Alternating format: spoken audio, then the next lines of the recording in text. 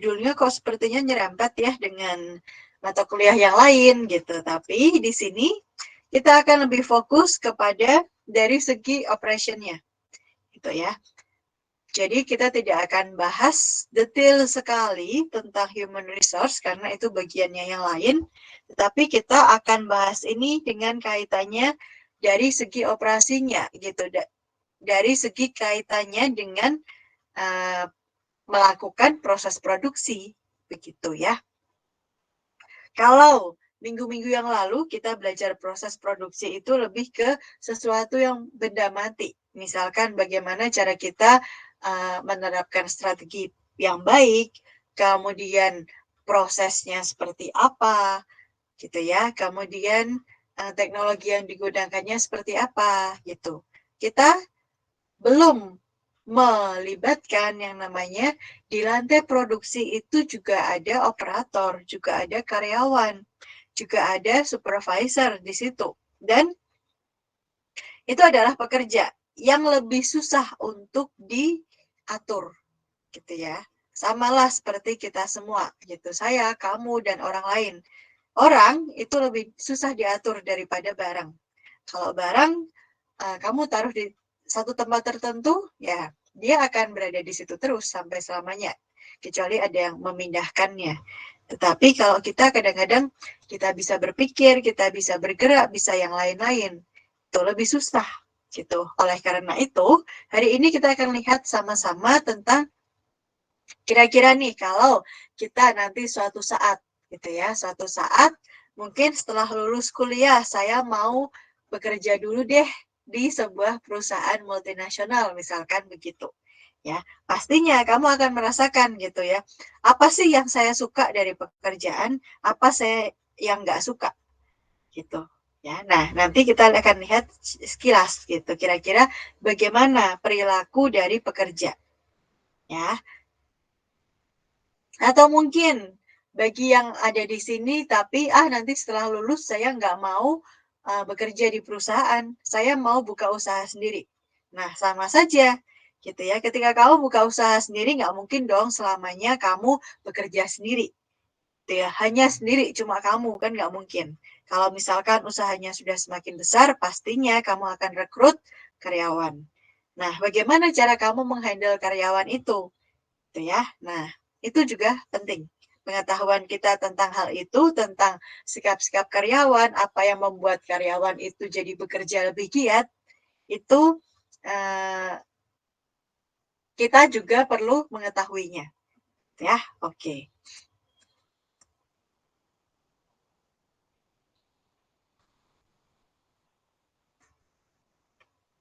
Oke, kalau tadi saya bahas tentang kita ya, masa depan. Masa depan kalian gitu, entah jadi pekerja, entah orang yang mempekerjakan. Kalau sekarang coba bayangkan dulu, pernah nonton balap mobil atau motor kan ya? Balapan di televisi biasanya. Kalau zaman dulu sih banyak ya. Nggak tahu kalau zaman sekarang masih ada atau enggak. Disiarkan nih. Mungkin ada ya, tapi pakai siaran tertentu. Nah, pernah nggak dibayangkan bahwa mobil itu nggak, balapan mobil anggaplah begitu ya, sesuai dengan contoh di sini. Balapan mobil itu nggak selamanya dia berputar-putar di sirkuitnya saja gitu. Pasti suatu saat dia akan berhenti untuk misalkan mengisi bahan bakar atau mengecek kondisi kendaraannya gitu ya. Kadang-kadang juga diperlihatkan nih, oh si mobil nomor sekian itu sedang berhenti sejenak gitu. Nah, tapi yang menarik di sini yang membuat kita kagum gitu, ternyata mereka ketika isi bahan bakar, ketika cek kondisi kendaraannya itu hanya dalam hitungan detik saja, ya. Hanya detik, bahkan detiknya pun kecil gitu. Padahal yang dilakukan itu banyak loh. Gitu ya. Kalau kita misalkan isi bahan bakar gitu, kayaknya nggak mungkin deh hanya dalam detik gitu ya. Meskipun misalkan kita nggak ngantri, paling enggak ada berapa menit gitu ya untuk isi bahan bakar saja. Nah, ini sudah isi bahan bakar, kemudian dicek gitu. Kalau kita ke bengkel, dicek sendiri, ya pastinya lebih lama daripada berapa detik itu gitu. Tapi kok mereka bisa ya melakukan itu hanya dalam hitungan detik. Nah, ternyata di sini adalah yang menjadi kunci itu pertama pastinya kemampuan dari tiap individunya. Ya, tiap individu yang melakukan pengecekan pasti tidak terlepas, tidak boleh terlepas dari itu, ya. Itu satu. Kemudian yang kedua adalah pembagian kerjanya. Dari segi pembagian kerja itu mereka sudah sangat baik. Itu sehingga masing-masing mempunyai skill, masing-masing juga punya tanggung jawabnya sendiri-sendiri, sehingga ketika mereka melakukan pekerjaan itu ya mereka bisa melakukannya dengan cepat. Gitu, ya. Itu. Nah, dengan demikian tidak hanya berlaku di balap mobil, balap yang lain, tapi ini rupanya juga berlaku untuk semuanya, gitu ya. Di segala usaha yang memang di situ ada pekerja. Itu berlaku untuk semua. Gitu. Nah, oleh karena itu kita akan lihat nih. Kita akan lihat bagaimana sih strategi-strategi yang memang efektif untuk si pekerja, human resource. Ya, jadi nanti kita akan bahas bagaimana sih kita memanage, mengatur tenaga kerja dan menyiapkan ya pekerjaan untuk mereka. Tidak hanya mengatur tenaga kerja, misalkan kamu harus masuk kerja jam berapa, pulang jam berapa, istirahat berapa jam, tapi juga mengatur pekerjaannya. Karena pengaturan pekerjaannya yang buruk akan mengakibatkan si pekerjanya menjadi, misalkan bisa pertama kali efeknya apa? Kelelahan, merasa tidak puas dengan hasilnya. Kemudian bisa jadi pekerja tersebut menjadi tidak termotivasi untuk bekerja, ya. Kenapa? Mungkin bisa disebabkan karena pembagian kerjanya yang buruk. Maka hari ini kita akan lihat bagaimana manage labor dan juga mendesain pekerjaan. Sehingga nantinya orang-orang yang kita pekerjakan itu atau kita sendiri nanti bisa bekerja secara efektif, tepat sasaran dan juga efisien. Gitu ya. Oke. Nah, apa saja sih yang mempengaruhi strategi dalam atau strategi untuk tenaga kerja? Nah, sebetulnya banyak sekali ya, karena tenaga kerja, pekerjaan deh harus disesuaikan dengan kemampuan. Jangan sampai diberikan pekerjaan yang melebihi kemampuan, nantinya kita tidak bisa mengerjakan pekerjaan tersebut atau jauh di bawah kemampuan, gitu ya. Kalian misalkan diberi pekerjaan hanya untuk membuatkan teh, itu setiap hari hanya itu aja terus. Lama-lama bosen gitu. Kalian kan sudah mahasiswa, bisa diminta untuk melakukan misalkan analisis, analisis SWOT harusnya bisa lah, gitu ya. Tapi kenapa dimintanya hanya untuk membuatkan teh saja, gitu. Oke, lama-lama seperti itu terus, kalian menjadi nggak puas. Tidak ada pencapaian yang kalian dapat. Gitu. Nah, itu salah satu aspek yang biasanya dipertimbangkan juga oleh perusahaan. Selain beberapa hal, gitu ya. Nah, kemudian ada satu lagi nih, schedule, penjadwalan. Ya, kadang-kadang ada yang memang perusahaan menerapkan libur di akhir pekan, ada. Atau liburnya di awal pekan. Gitu. Nah, masing-masing pastinya punya pertimbangan sendiri-sendiri. Gitu. Ya. Nah, si pekerjanya pun juga harusnya punya pertimbangan. Apakah saya oke apabila saya diminta untuk bekerja di weekend, setiap weekend saya harus bekerja, atau saya lebih nyaman kalau weekend itu ya waktunya libur. Itu ya. Oleh karena itu, pilihlah pekerjaan yang sesuai dengan minat kalian. Termasuk juga kondisi fisik di tempat kerja ya. Ngomong-ngomong kalau sekarang sih kerjanya masih from home gitu. Nanti kalau sudah kembali normal, kembali lagi nih ke tempat pekerjaan masing-masing. Kalian juga sekarang itu sebagai pelajar, mahasiswa, nantinya juga akan berkuliah di kampus lagi gitu. Pastinya aspek fisik dari kampus, ruang kelasnya, itu juga akan mempengaruhi kalian. Contohnya apa? Contohnya adalah temperatur.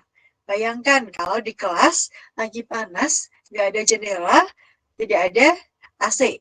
Gitu. Rasanya gimana? Pasti tidak minat untuk belajar. Ya. Kemudian, atau yang lain, oke, sudah ada jendela, sudah ada AC, pokoknya nyaman deh, gitu ya, dari segi temperatur. Tapi bising sekali, gitu ya. Misalkan ada suara orang yang sedang mengebor, itu kok bising sekali. Gitu. Nah, itu juga tidak nyaman buat kita, apalagi buat kalian yang mempunyai gaya belajarnya auditori, gitu ya. Sangat terganggu pastinya dengan suara-suara. Kemudian ada temperatur, ada kebisingan, ada apa lagi ya? Cahaya, gitu ya. Kalau kalian belajar di tempat yang gelap, nyaman nggak sih? Pastinya enggak, gitu ya. Untuk melihat tulisan saja itu susah, apalagi jadi suruh belajar, gitu. Dan hal-hal lain, gitu ya. Nah, maka selain mempertimbangkan aspek psikologis, di mana manusia itu butuh diakui, butuh tantangan gitu, tetapi ada juga aspek fisiologisnya dari segi temperatur, dari segi pencahayaan, dari segi kebisingan. Gitu ya. Nah, kurang lebih begitu. Termasuk hal-hal lain terkait perusahaan seperti bagaimana layoutnya, bagaimana strategi yang digunakan oleh perusahaan gitu ya. Termasuk keunikan dari masing-masing orang ya. Kita semua pastinya punya kelebihan, punya kekurangan, punya keunikan gitu. Nah, disesuaikan dengan kelebihan, kekurangan dan keunikannya. Misalkan saya mempunyai kelebihan, misalkan saya bisa ngitung nih. Saya bisa menghitung angka dengan teliti. Sedangkan kekurangan saya adalah apa ya? Kekurangannya misalkan susah untuk mengerjakan beberapa pekerjaan sekaligus. Nah, dari situlah si perusahaan biasanya akan memberikan pekerjaan yang memang cocok dengan kelebihan saya. Oh, saya bisa ngitung dengan teliti. Ya, dikasihlah pekerjaan yang utamanya adalah menghitung-hitung. Begitu. Ya. Nah, kurang lebih seperti itu. Dari segi human resource itu banyak yang harus dipertimbangkan. Dari segi psikologis maupun fisiologisnya. Nah, kemudian selain dari aspek itu kan per individu ya. Nah, perusahaan pun bisa menggunakan beberapa teknik nih dalam rangka merekrut atau memecat karyawan. Karena kita tahu bahwa jumlah karyawan biasanya disesuaikan dengan jumlah demand. Gitu. Ketika jumlah demand-nya meningkat, maka perusahaan biasanya membuka lowongan baru untuk mengisi posisi karyawan tertentu yang bisa untuk meningkatkan demand secara satu perusahaan tersebut. Kalau misalkan demand-nya sedang turun, maka perusahaan akan cari cara gimana caranya supaya pekerja yang sudah kita rekrut tersebut tetap bekerja. Misalkan diminta untuk mengerjakan pekerjaan administrasi. Nah, bisa ya. Atau di sini ada beberapa hal, beberapa teknik yang bisa dilakukan. Yang pertama adalah follow demand exactly. Kemudian ada yang kedua, yaitu hold employee constant. Kemudian yang ketiga, yang ketiga nggak ditulis. Yang ketiga adalah kombinasi keduanya. Oke, nah biasanya seperti itu. Itu adalah kebijakan-kebijakan yang bisa diambil oleh perusahaan terkait tenaga kerja. Gitu ya, terkait tenaga kerja. Kenapa seperti itu? Karena kita tidak bisa menentukan demand. Kita tidak bisa menentukan permintaan. Permintaan itu berfluktuasi. Nah, yang bisa kita tentukan apa? Ya, jumlah tenaga kerja yang digunakan untuk memenuhi permintaan. Gitu ya. Dengan demikian, ada pilihan satu. Pilihan satu yaitu follow demand exactly. Artinya, berapa permintaan di periode tertentu, ya, misalkan berapa permintaan dalam satuan bulan nih contohnya. Berapa permintaan di bulan November, ya. Misalkan permintaannya 100 unit. Kalau follow demand exactly artinya kita akan memproduksi 100 unit juga. Nah, tinggal dikonversi nih. Kalau 100 unit, tenaga kerja yang dibutuhkan berapa? Misalkan 10, gitu ya. Oke, kita pakai 10 nih di bulan November. Kemudian berikutnya, di bulan Desember, permintaannya berapa? Oh, misalkan 150 unit. Oke, 150 unit. Kalau menggunakan prinsip ini, kebijakan ini, follow demand exactly, artinya kita akan memproduksi juga 150 unit. Nah, berapa tenaga kerja yang dipekerjakan? Berarti 15 gitu. Nah, tadinya ingat nih, di bulan bulan November itu kita punya 10 karyawan, kemudian di bulan Desember mau 15 karyawan, berarti kita harus rekrut 5 orang lagi. Tuh, ya. Nah, kurang lebih seperti itu terus. Intinya adalah kalau misalkan kelebihan nih, di bulan Desember kita punya 15 karyawan. Kemudian di bulan Januari 2022 ternyata permintaannya menyusut sampai 90 unit. Maka yang harus kita produksi ya sama persis 90 unit. Itu. Kemudian kebutuhan karyawannya berapa? 9. Padahal di bulan Desember kita punya 15. Nah, gimana? Ya pecat saja. Gitu. Itu yang menjadi prinsip dari follow demand exactly. Ya, kurang lebih seperti itu. Kalau kurang kita nambah, kalau kelebihan kita pecat. Nanti bulan depannya kalau misal kekurangan lagi, kita rekrut lagi. Gitu. Itu secara teori di atas kertas. Nah, tapi prakteknya pastinya susah sekali dengan hal itu. Gitu ya.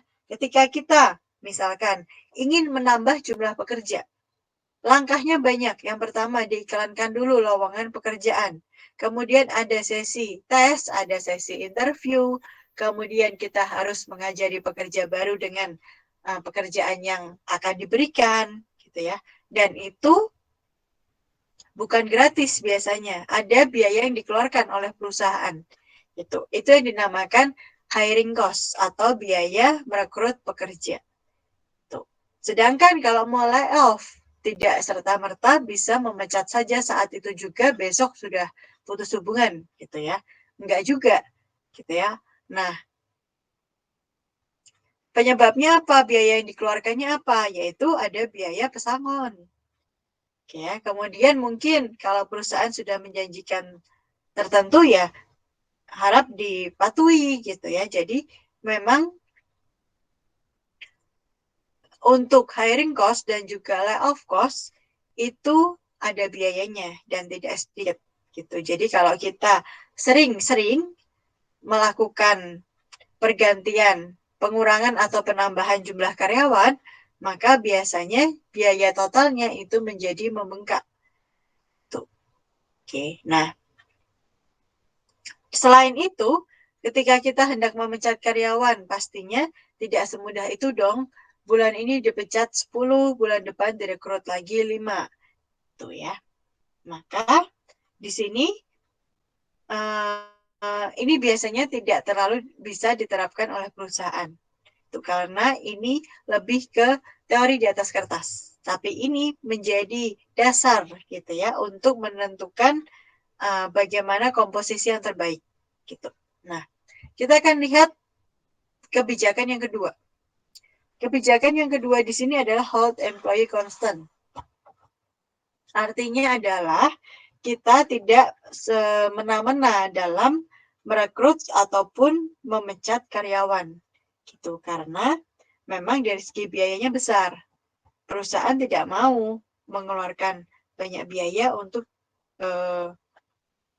hanya untuk hiring layoff, hiring layoff, hiring layoff gitu ya.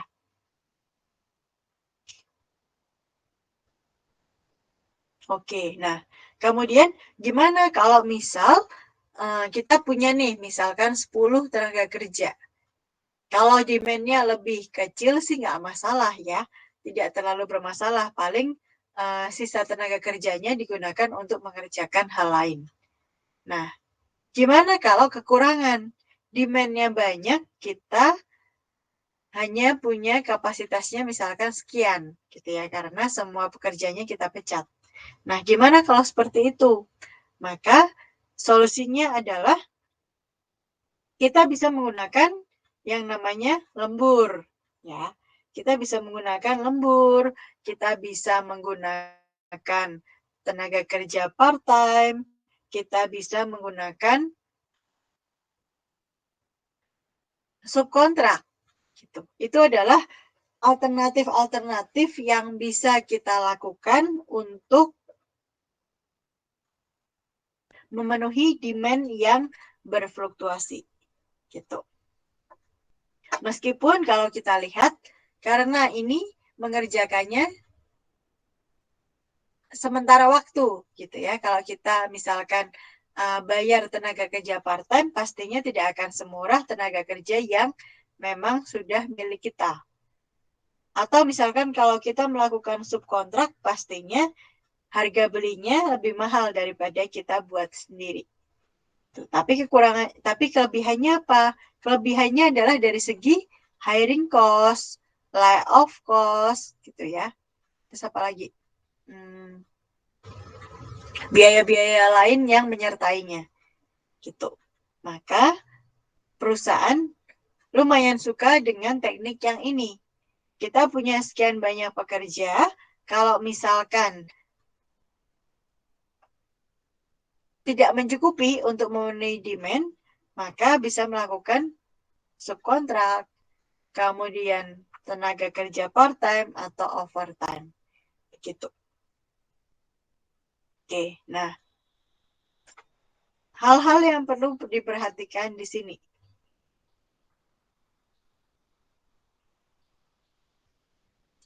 Kalau misalkan jumlah karyawannya itu tetap, maka selain punya kelebihannya tadi ya, lebih irit untuk hiring cost dan layoff cost, perusahaan perlu memikirkan untuk undertime dari karyawannya ketika tidak sedang bekerja, ya. Karyawannya hendak diminta untuk bekerja apa? Itu apakah untuk mengikuti training atau untuk hal yang lain? Kenapa? Karena karyawannya kan dibayarnya terus ya. Sedangkan untuk produk yang dihasilkan, kalau kita masih tetap berpedoman pada jumlah yang diproduksi sama dengan jumlah yang diminta oleh konsumen, ya maka kita harus perhatikan si karyawannya mau disuruh apa ketika sedang rendah demand-nya, gitu ya. Atau mungkin perusahaan hendak mempunyai kebijakan. Kalau misalkan demand-nya lebih kecil daripada kapasitas kita, produksi sesuai kapasitas. Nanti sisanya disimpan di gudang. Itu juga bisa, gitu ya. Tapi ingat bahwa ketika kamu menyimpan sesuatu di gudang dalam waktu lama, biasanya kualitasnya itu sudah tidak terlalu bagus. Tuh, maka harus dipertimbangkan juga mengenai hal itu. Tuh. Nah, kemudian yang ketiga nih, yang ketiga campuran. Campuran itu bebas ya.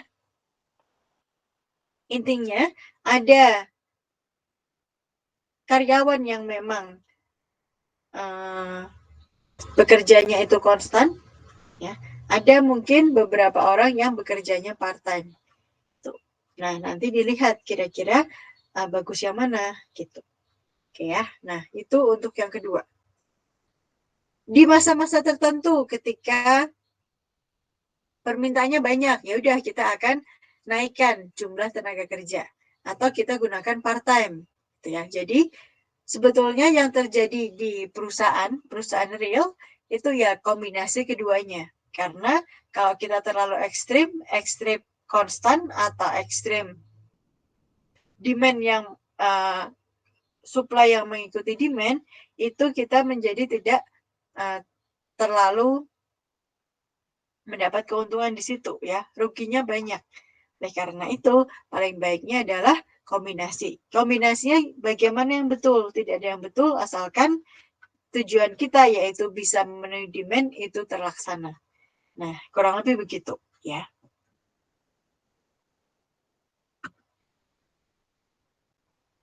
Nah, ini merupakan istilah-istilah ya, istilah-istilah dalam penjadwalan kerja. Misalkan standar work schedule itu adalah dari jam 8 sampai jam 4 sore. Jam 8 sampai jam 5 sore istirahat 1 jam ya, kemudian misalkan pulang setelah itu. Atau kalau yang operator ganti shift. Tuh, ya, itu standar work schedule. Kemudian ada flex time. Flex time itu semakin terkenal gitu ya, semakin terkenal terutama di kota-kota besar. Ya, bahwa jadwal kerjanya itu tidak harus selalu hari Senin itu masuk kantor sampai dengan Jumat, tapi memang dipersilahkan untuk kerja dimanapun asalkan hasilnya itu bagus. Ya. Kemudian ada flexible work week, artinya adalah kalau misalkan pekerjanya itu lebih suka liburan di hari Sabtu dan Minggu, gitu. Artinya kan kita nggak bisa ketemuan. Kemudian bagaimana gitu? Bagaimana solusinya? Nah, solusinya biasanya yang lain kerja dari Senin sampai Jumat, ini kerja hanya Senin sampai Rabu. Hanya saja dari segi jamnya itu nambah. Yang lain misalkan jam 4 dah pulang, kita jam 8 baru pulang. Gitu. Itu flexible work week. Atau misalkan dilakukan dimanapun boleh asal tugasnya beres. Tuh, ya, mengacu pada output. Kemudian ada part-time. Kalau part-time dari dulu harusnya udah tahu ya. Part-time adalah pekerja yang direkrut itu secara temporary. Biasanya hanya digunakan untuk memenuhi demand yang tiba-tiba melonjak tinggi. Gitu. Ya, itu part-time.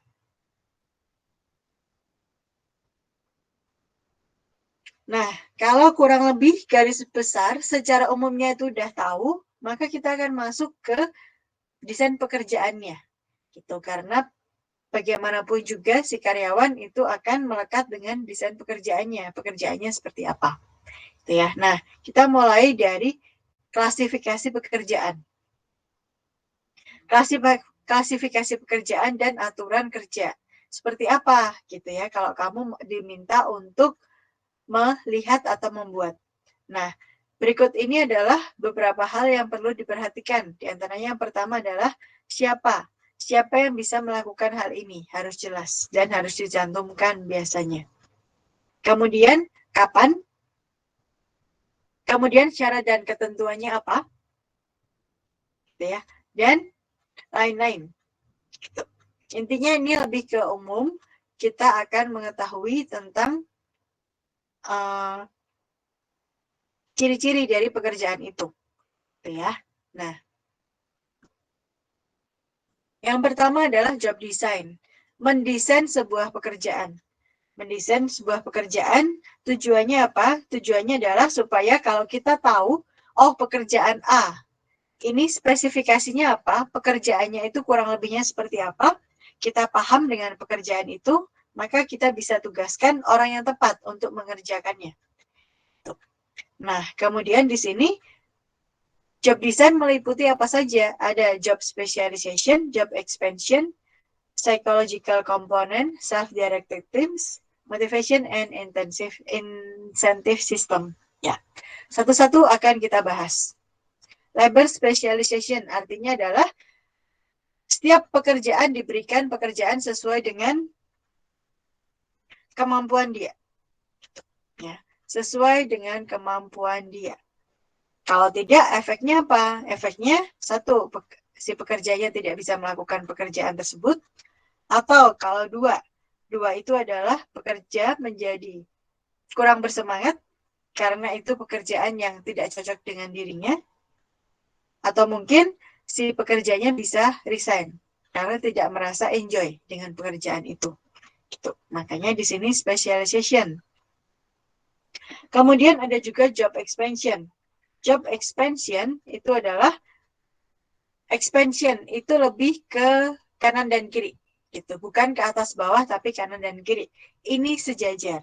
Expansion artinya menambah pekerjaan yang sejajar. Sejajarnya dari apa?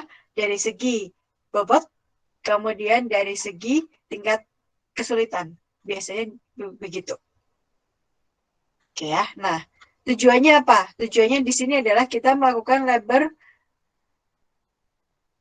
expansion untuk karyawan satu bisa mendapatkan nilai yang bisa mendapatkan ilmu yang lebih banyak karena dia bisa menguasai beberapa hal dan juga untuk perusahaannya pun bermanfaat gitu ya. Bisa digunakan untuk mengganti pekerja lain yang memang sedang berhalangan hadir. Dan juga job specialization, job expansion itu bisa untuk mengurangi kebosanan dari si pekerjanya sendiri. Kenapa? Karena kalau sudah kita terjun di perusahaan, biasanya hal yang dilakukan itu selalu sama. Sama dari tahun ke tahun. Itu menimbulkan kebosanan. Dan perlu diadakan yang namanya job expansion. Gitu. Ya. Nah, kemudian job expansion, ada job enlargement, job rotation, job enrichment, dan juga employee empowerment. Kita lihat satu-satu. Kurang lebih kalau digambarkan di peta itu seperti ini. Ya, kalau tadi dibilang expansion, job expansion artinya ke kanan dan kiri, ke task 3 atau task 2. Ini disebutnya juga enlarged job. Gitu. Kenapa? Karena bobotnya itu sama, bobot setiap tugasnya sama, yang diposisikan sama seperti ini. Ya.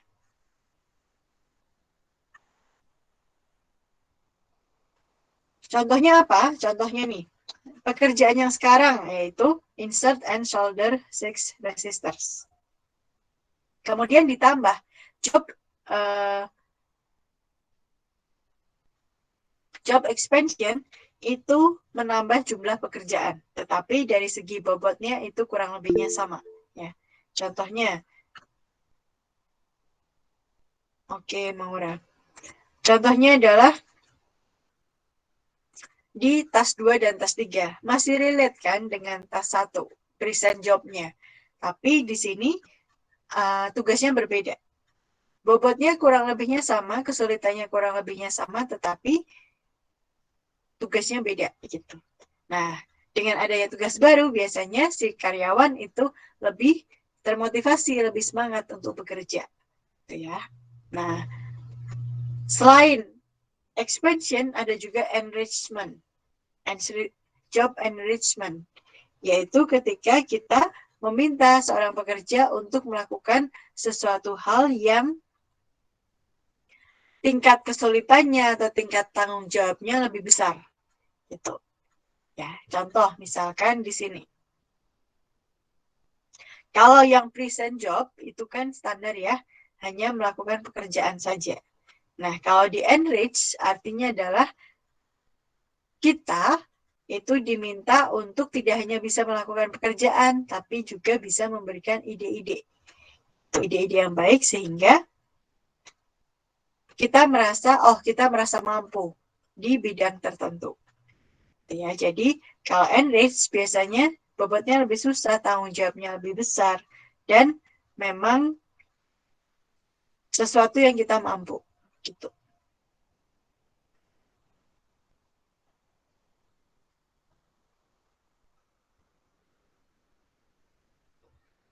Oke, nah kalau tadi dilihat dari fisiologisnya, sekarang psikologis.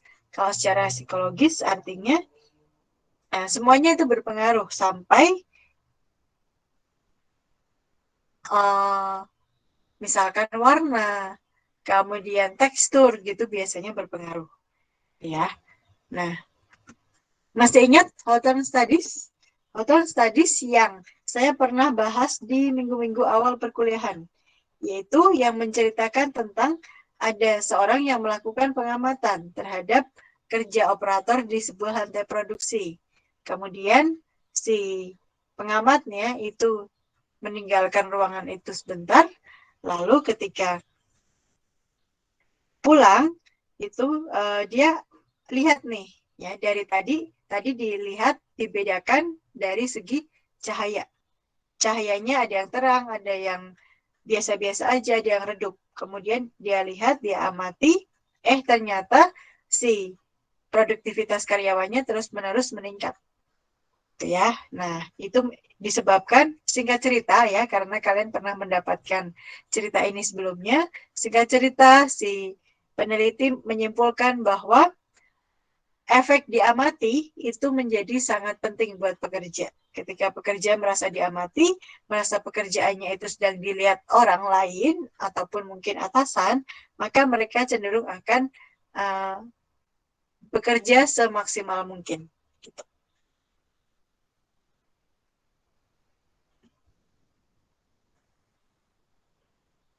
Nah, ini adalah ciri-ciri dari sebuah pekerjaan yang baik. Gitu. Yang pertama ada skill variety. Skillnya bermacam-macam. Kemudian job identity, job significance, autonomy, and feedback. Begitu. Nah, untuk yang skill variety, artinya skill yang dibutuhkannya juga nggak cuma satu, nggak hanya satu, ya. Kemudian ada job identity, misalkan namanya apa, begitu ya, supaya kita mengerjakan ini loh. Job significance, artinya posisi ini berperan dalam apa. Kemudian ada ranah-ranah tertentu yang memang menjadi otonomi kita yang diharuskan untuk mengambil keputusan, dan juga ada feedback. Biasanya feedback diberikan oleh atasan, gitu ya. Oke, contoh pekerjaan paling umum di manajemen operasi di pabrik itu adalah PPIC, Production Planning and Inventory Control, ya. Nah, job identity-nya udah ada nih, udah ada nama. Paling tinggal diberi penjelasan mengenai pekerjaan tersebut. Kemudian skill variety, biasanya yang bisa melamar di situ adalah dari jurusan operasi. Tuh. Ya, kemudian mempunyai pemahaman yang baik tentang jadwal. Ya, ada skill yang dibutuhkan. Kemudian job significance. Job significance-nya apa? PPIC bertanggung jawab untuk mengatur jalannya proses produksi, mulai dari awal menerima order dari marketing, kemudian menjadwalkan, lalu mengikuti perjalanan si prosesnya tersebut sampai barang sampai di gudang, lalu dikirimkan ke konsumen. Jadi kebayang ya, peran saya berarti seperti ini. Kalau saya melakukan kesalahan, artinya nanti proses produksinya menjadi bermasalah. Gitu. Kemudian otonomi misalkan PPIC itu berhak untuk menghentikan proses produksi atau mengambil keputusan terkait proses produksi apabila dirasa tidak sesuai jadwal. Proses produksi yang terjadi tidak sesuai jadwal, misalkan begitu. Ya. Sehingga tidak perlu untuk meminta persetujuan atasan untuk keputusan yang seperti itu. Kemudian feedback juga ada. Gimana sih gitu ya kemarin performansinya gitu. Nah, kalau ada 5 ini berarti sudah dibilang bagus. Oke ya. Nah, ini adalah gambar di mana urutan pengembangan dari karyawan. Pertama dapat pekerjaan nih. Oke. Pekerjaannya dibuat spesial dulu, spesialis. Spesialis artinya khusus sesuai dengan kemampuan yang paling baiknya dia. Oke, setelah spesialis mengerjakan pekerjaan itu sudah mahir, lalu enlargement. Enlargement adalah diberi pekerjaan yang lebih banyak, hanya saja tingkat kesulitannya sama. Oke ya, yang tadinya 1, sekarang 2. 2-nya bobotnya sama. Oke, dijalani terus. Sudah bisa menguasai, maka kita bisa menambah tambahkan dengan job enrichment. Artinya kita mulai dilibatkan dalam rapat-rapat, dalam pengambilan keputusan, gitu ya, sehingga memang kita didorong untuk bekerjanya lebih besar tanggung jawabnya. Kemudian kalau sudah masuk ke empowerment kurang lebihnya sama dengan memberikan otonomi ke pegawai, ya, supaya mereka lebih terpacu untuk bisa memberikan yang terbaik buat perusahaan. Oke, kalau sudah, ya sudah cukup baik di sini. Yang terakhir self-directed team. Nanti kita bahas, gitu ya. Oke, self-directed teams. Artinya di sini kita membuat tim di mana satu tim tersebut terdiri dari orang-orang yang memang empowered, ya, diberdaya gunakan, gitu. Kemudian mereka diminta kerjasama, misalkan untuk menyelesaikan sebuah proyek, ya, sehingga di sini mereka bisa memberikan kemampuan-kemampuan mereka, ilmu-ilmu yang mereka punya, gitu, untuk kemajuan si timnya dia sendiri, ya. Nah, itu ada semua. Jadi setiap orang itu punya timnya masing-masing, gitu. Diharapkan dari situ mulai terbentuklah yang namanya empowerment, gitu.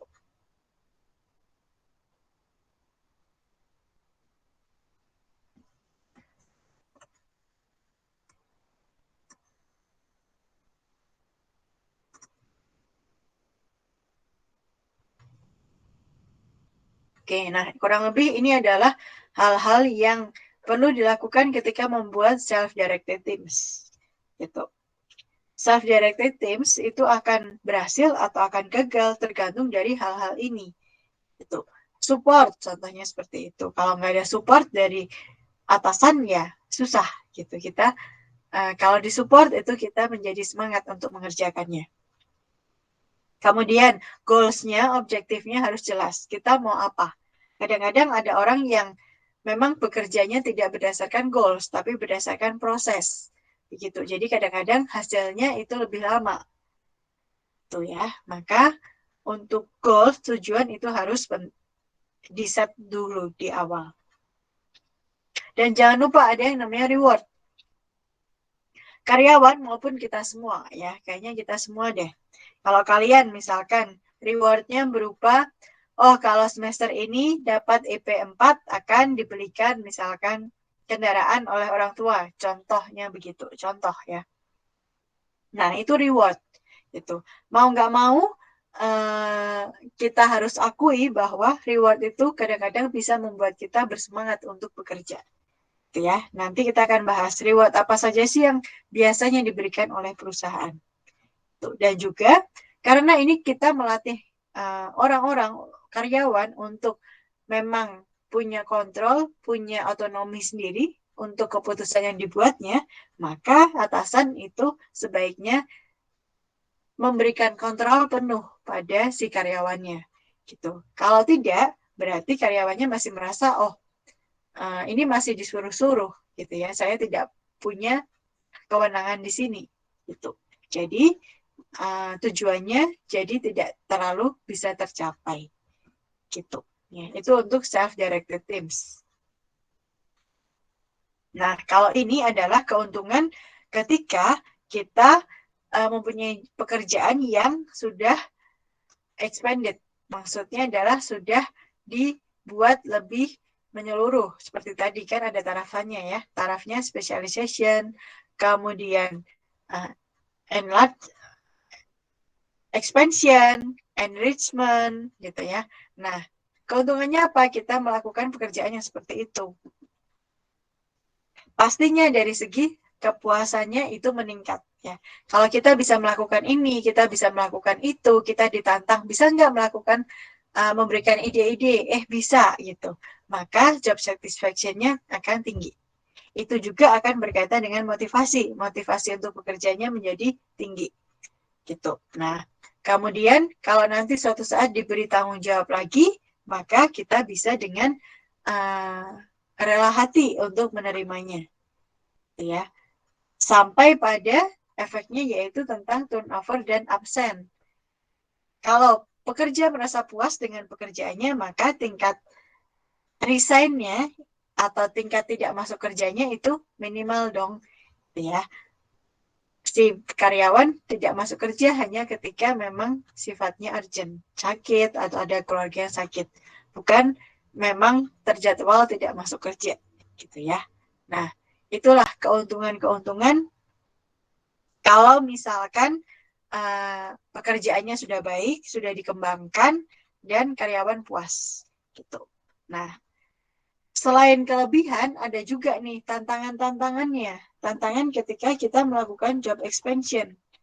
Ya, ketika kita hendak ingin, misalkan si karyawannya itu mempunyai pekerjaan yang lebih banyak atau lebih berat bobotnya, kadang-kadang karyawannya sendiri nggak mau. Itu kenapa? Karena sudah terlalu nyaman untuk berada di pekerjaan yang saat ini. Itu kan sudah dikuasai, misalkan pekerjaan saat ini sudah dikerjakan selama 5 tahun. Pastinya sudah hafal, sudah tidak perlu terlalu banyak berpikir. Kalau dia harus mengerjakan pekerjaan lain yang baru, itu biasanya lebih menguras energi. Karyawan nggak mau, gitu ya. Nah, atau misalkan dari segi perusahaan, ketika perusahaan hendak membuat job expansion, ya, menyuruh orang lain untuk mengerjakan sesuatu, pastinya butuh biaya training, di training dulu. Tuh. Maka berkaitan dengan capital cost. Atau misalkan kita lihat yang mau di training, yang mau dikembangkan pekerjaannya kayaknya nggak ada deh, nggak ada yang mampu. Nah, itu juga menjadi masalah. Ya, kandidatnya itu kurang. Itu. Oke. Dan alasan-alasan yang lain. Ya, termasuk kalau kita meminta orang untuk mengerjakan sesuatu yang lebih banyak atau lebih sulit, maka dari segi gajinya pun biasanya mengikuti. Siap nggak perusahaan melakukan hal itu? Gitu. Oke. Nah, untuk membuat karyawan itu bersemangat, gitu. Kalau tadi kan kadang-kadang karyawan itu sudah terlalu lama berada di zona nyaman sehingga kurang bersemangat nih. Nah, untuk membuat si karyawannya bersemangat, biasanya perusahaan memberikan beberapa bentuk motivasi atau insentif yang diberikan ke karyawannya. Contohnya adalah bonus, ya, itu yang sering dilakukan oleh perusahaan-perusahaan, memberikan bonus. Atau profit sharing. Ini aturannya lebih kompleks sebetulnya daripada bonus, tapi masih tetap dilakukan oleh perusahaan. Gitu ya. Misalkan nih, tahun ini perusahaan untung 1M, maka ada perjanjiannya kalau perusahaan untung 1M, maka yang di sharing, profit sharing ke karyawannya itu berapa? Ya, misalkan 0, sekian persen. Gitu. Nah, itu profit sharing. Kemudian gain sharing. Ada reward untuk orang-orang yang berhasil melakukan perbaikan atau untuk orang-orang yang berhasil memberikan ide tentang perbaikan di perusahaan. Oke ya. Atau incentive plan. Incentive plan biasanya adalah mirip dengan bonus, dengan profit sharing ya. Tergantung dari keuntungan yang didapat oleh perusahaan. Keuntungan perusahaan itu besar, maka insentif plan-nya pun menjadi besar. Gitu. Oke, atau knowledge based system. Atau ada juga perusahaan yang memberikan kepemilikan perusahaan ya terhadap karyawan yang bisa mencapai target tertentu. Ya, misalkan perusahaannya sudah go public, kemudian saham perusahaan itu sudah dijual secara bebas, secara umum, maka insentif yang diberikan ke karyawannya bukan uang, bukan berupa bonus, bukan profit sharing, bukan gain sharing, tapi lebih ke saham. Diberikan misalkan sekian lot saham gitu ya. Tujuannya apa sih untuk memberikan saham? Gak susah-susah amat ya, mending memberikan uang. Nah, tujuannya di sini supaya si karyawannya itu merasa ikut memiliki perusahaan tersebut, sehingga dia bisa bekerja dengan lebih giat lagi. Gitu. Itu tujuannya kalau perusahaan memberikan berapa lot sahamnya ke karyawan. Ya, ada ya perusahaan yang seperti itu. Oke, nah ketika kita bahas tentang karyawan, tadi sudah dibahas aspek psikologisnya, karyawan itu sukanya gimana, nggak sukanya apa, begitu ya. Sehingga sampai pada, oh ada nih yang namanya reward yang akan diberikan ke karyawan. Tidak hanya punishment, tidak ada hukuman, tapi juga reward. Nah, aspek fisiologisnya itu belum kita bahas. Ketika kita punya karyawan kita pastinya akan bersinggungan dengan misalkan laptop, dengan barang-barang lain gitu. Nah, maka di sini ergonomi dari peralatan, dari mesin itu juga penting, ya. Nah,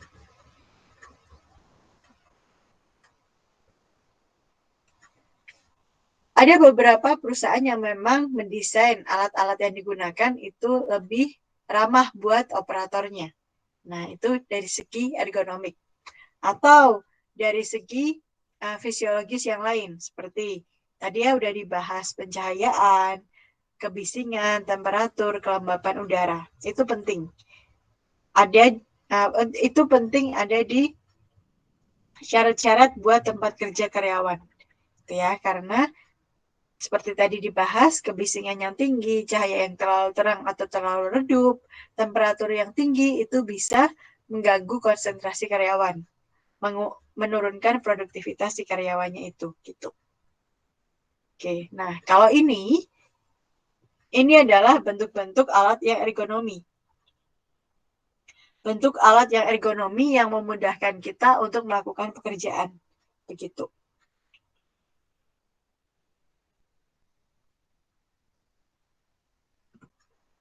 Kalau ini adalah terkait pencahayaan, level pencahayaan yang baik, gitu ya. Nah, disesuaikan biasanya dengan kondisi pekerjaan kita. Pekerjaan kita tuh seperti apa sih?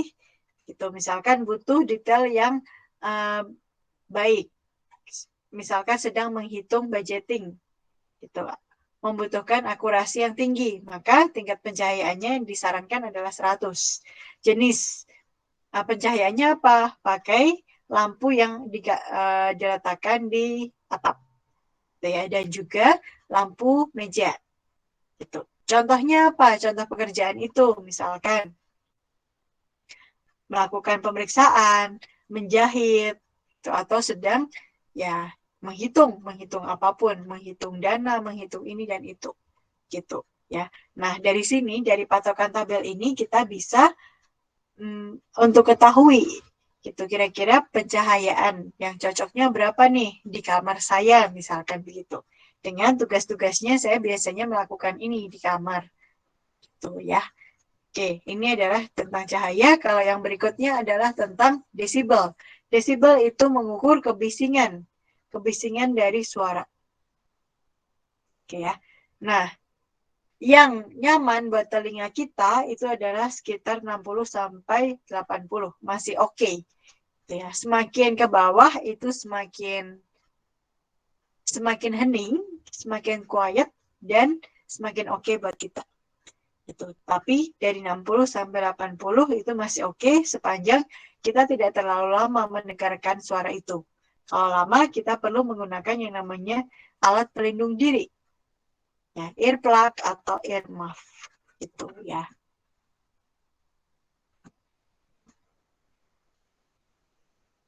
Kemudian ada juga yang dinamakan analisis metode. Menganalisis untuk apa?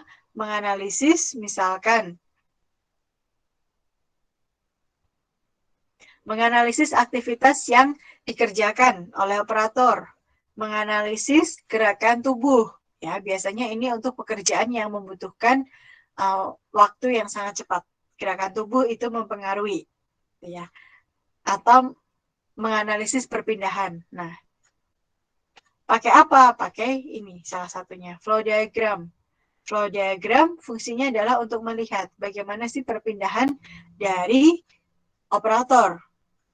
Apakah sudah baik atau mungkin dari sini ketahuan layoutnya perlu diubah nggak ya, supaya operator itu tidak terlalu banyak waktu menghabiskan untuk jalan sana kemari. Tuh, itu dari flow diagram. Nah, contohnya begini. Dari tadi perubahannya, kelihatan ya. Awalnya seperti ini, layoutnya seperti ini, kemudian dirasa kok ini muter-muter gitu ya, terlalu banyak jarak atau jarak yang ditempuh atau waktu yang dihabiskan, sehingga dibentuklah seperti ini. Ya, alurnya akan lebih baik. Kemudian ada juga proses chart. Ini kemarin sudah pernah kita lihat ya, kita pelajari. Ada 5 jenis simbol. Simbol proses, simbol transportasi, inspeksi, delay, dan storage. Gitu. Hanya saja ini proses chartnya lebih panjang daripada yang kemarin. Lalu ada activity chart. Activity chart. Kalau activity chart kurang lebih mirip ya dengan yang sebelumnya. Hanya saja ini lebih ke biasanya lebih dari satu operator. Kemudian hanya terdapat waktu. Tuh, ya. Waktu dan ini semua adalah pekerjaan yang dilakukan oleh operator. Namanya juga activity chart. Kalau yang tadi itu lebih terbagi-bagi ya. Ada yang mengirimkan, ada yang inspeksi, ada yang storage gitu. Kalau sekarang semuanya activity yang dilakukan oleh operator.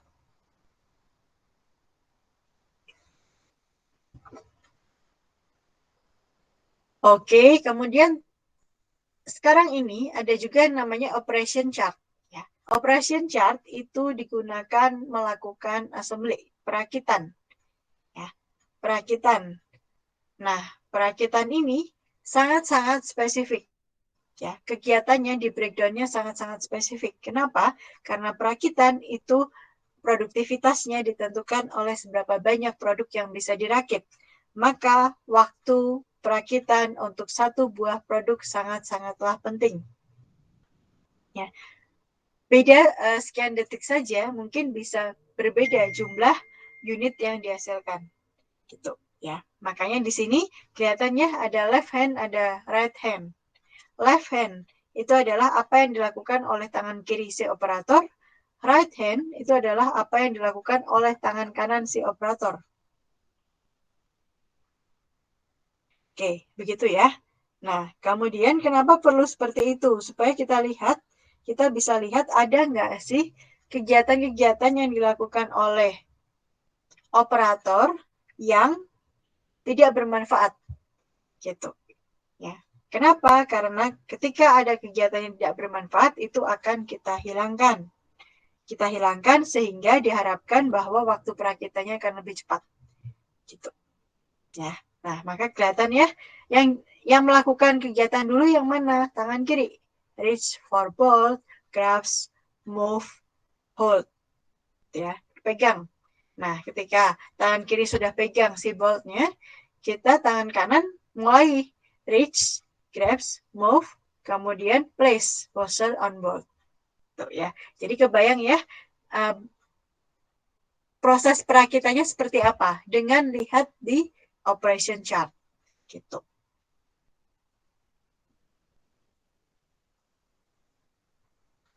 Oke, nah kemudian selain chart-chart yang tadi, ada juga nih alat sebetulnya tidak terlalu susah, ini hanya visual aid. Fungsinya adalah mempermudah kita untuk melakukan proses produksi maupun untuk melakukan kegiatan yang sifatnya administratif. Biasanya berisi petunjuk-petunjuk visual, gambar-gambar visual, penanda visual yang memudahkan kita. Ya, contoh di sini. Nah, gini. Kalau tadinya misalkan sendok, garpu, pisau diletakkannya tidak beraturan di satu tempat saja, tidak ada sekatnya. Tuh, mau carinya itu bingung. ya. Mau ngambilnya kadang-kadang susah. Tetapi kalau dipisahkan seperti ini, diberikan tempat, diberikan sekat untuk masing-masing pisau, sendok, dan garpu, maka itu menjadi lebih mudah. Atau misalkan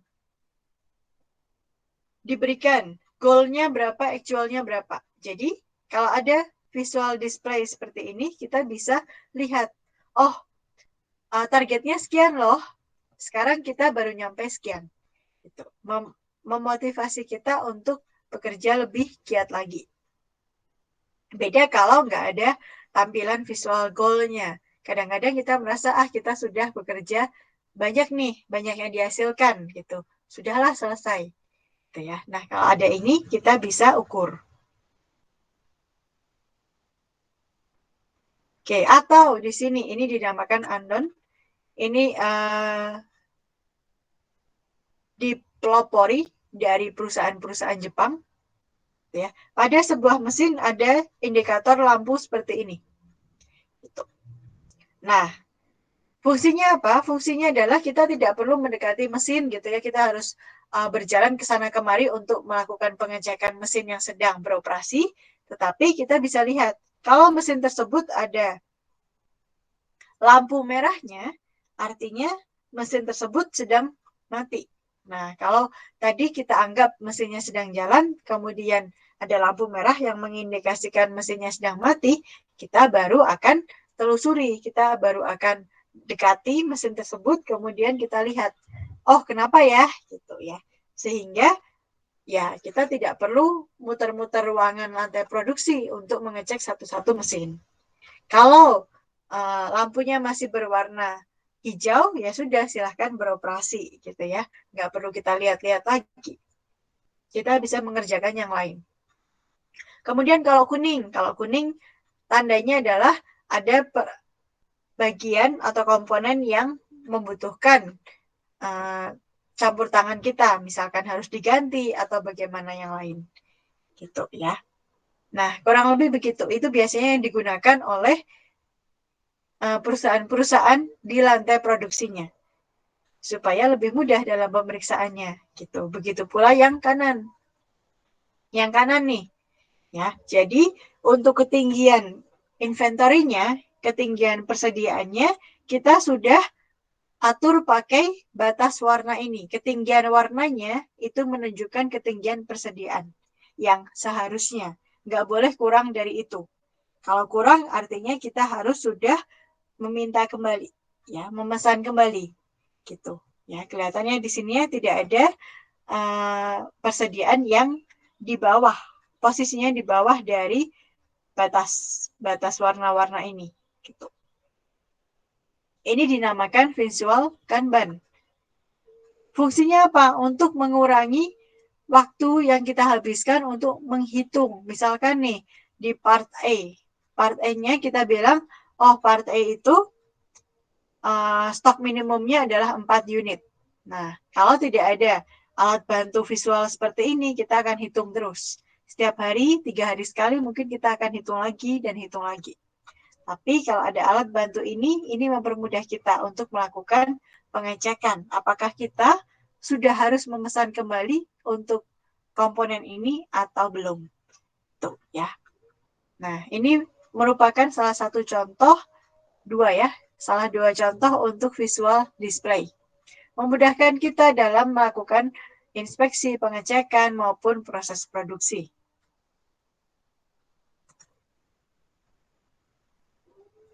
Oke. Atau bisa juga ya, macam-macam nih. Ada bin. Bin yang berfungsi untuk masing-masing ada namanya. Misalkan, bin yang sebelah kiri fungsinya adalah untuk meletakkan form produksi. Kemudian yang sebelah kanannya digunakan untuk meletakkan kanban yang tidak terpakai. Kemudian sebelah kanannya lagi berfungsi untuk meletakkan misalkan pengumuman atau yang lain. Jadi terpisah-pisah dan orang bisa mudah untuk menemukan dokumen tertentu. Begitu pula dengan ini yang sebelah kanan. Ya, ini adalah display mengenai performansi biasanya untuk departemen tertentu, per departemen. Gitu. Nah, tujuannya apa? Biasanya si supervisornya akan membuat ini. Ini bentuknya adalah pencapaian dari departemen tersebut atau target untuk departemen tersebut. Tujuannya supaya semua orang di departemen tersebut itu tahu targetnya berapa, saat ini kondisinya gimana, performansinya gimana. Gitu ya. Daripada kita harus buka dokumen untuk melihat, oh targetnya bulan ini berapa. Lebih baik kita buat yang versi visualnya, versi grafiknya. Supaya kita bisa dengan mudah untuk interpretasi informasi yang terkandung di dalamnya. Gitu. Oke.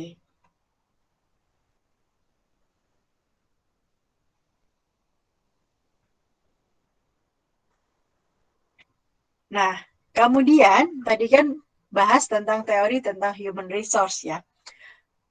Bicara tentang human resource, kita juga akan menghitung nih, kira-kira misalkan ya, kalian, contohnya pakai kalian dulu deh.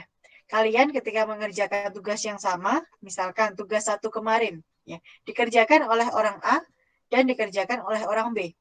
Terkadang berbeda kan ya waktu untuk mengerjakannya. Misalkan si A bisa mengerjakan dalam waktu 30 menit.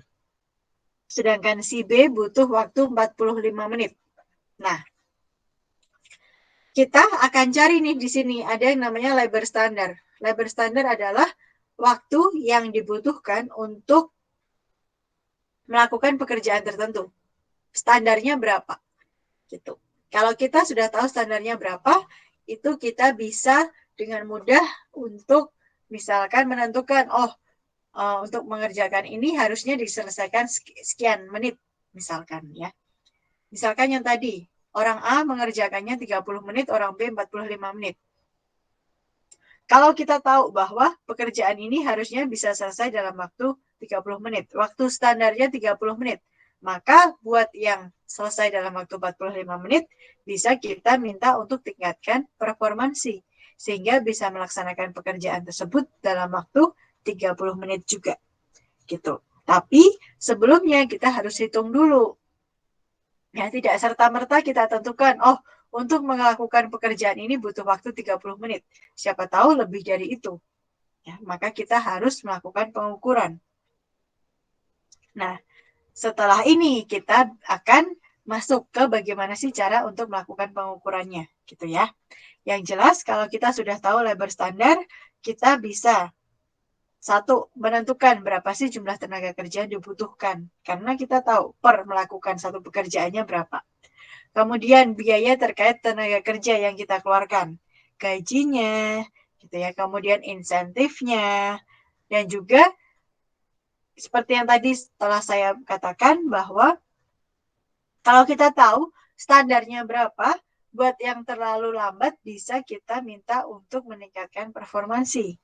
Buat yang sudah cepat kita bisa berikan insentif gitu. Jadi kita fair pada baik yang melakukan pekerjaan yang lambat maupun yang lebih cepat gitu. Itu untuk labor standar. Oke ya. Nah, untuk slide-nya saya akan ganti dulu, slide-nya berbeda. Kita masuk ke perhitungan.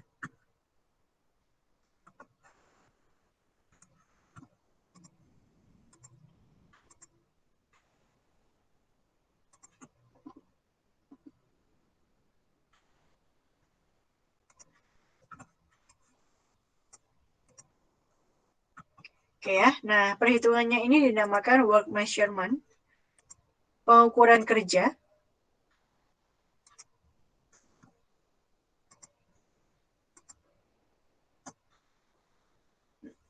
Oke, pengukuran kerja ini tidak terlalu lama gitu ya untuk teorinya. Baru dimulai di sekitar abad ke-20. Kemudian, ini tidak hanya berlaku untuk industri manufaktur, tetapi juga bisa untuk industri jasa.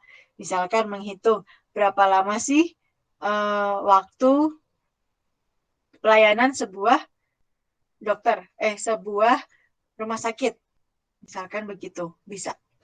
Ya. Nah, di sini keuntungannya apa yang perlu diperhatikan? Keuntungannya seperti yang tadi, dari segi biaya, dari segi kebutuhan tenaga kerja, dan juga berperan dalam menentukan insentif.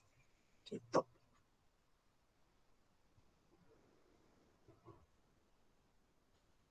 Oke ya. Nah, selain itu ada nih lebih spesifiknya. Kalau tadi dibahas staffing need, biaya, waktunya, kemudian bebannya, kita bisa tahu bebannya apakah sudah seimbang atau belum.